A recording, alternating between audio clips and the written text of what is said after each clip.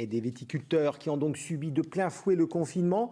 Mais ce qui les inquiète aujourd'hui, c'est l'absence de main-d'œuvre qualifiée, une main-d'œuvre souvent étrangère et qui pourrait se retrouver bloquée en quatorzaine. Exemple, dans le Vaucluse à Gigondas, le reportage est signé Frédéric Porret et Frédéric Renard. Dans ce vignoble, en vallée du Rhône, 5 salariés agricoles et bourgeonnent les 63 hectares de vignes. Toute l'équipe qui est là, ce sont des tailleurs. Donc ils savent tailler et ensuite ils vont faire les bourgeonnages. C'est-à-dire que les bourgeonnages, c'est vraiment la continuité de la taille.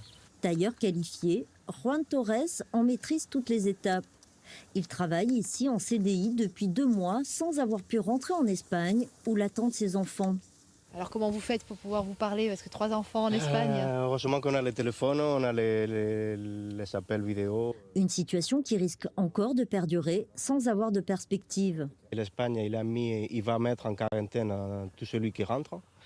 Et donc je ne peux pas prendre le risque de partir là-bas pour rester 15 jours confiné. Je préfère être ici en train de travailler. Difficile aussi de se projeter dans l'avenir pour Christine Sorel. Les vendanges se font traditionnellement à la main et les moyens humains sont très importants. On sait que ça va être différent. Comment allons-nous mettre en place des gestes barrières? Est-ce que ça sera toujours d'actualité? Mais je pense que de toute façon, en tant qu'humain, on a vécu quelque chose de très fort dans nos cellules depuis ce confinement.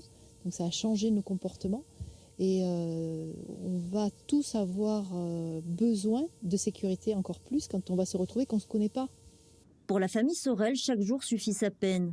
Christine et Manon continuent à récupérer des marchés à l'étranger via des visioconférences et elles n'hésitent pas à envoyer des échantillons de leur production pour organiser des dégustations à distance.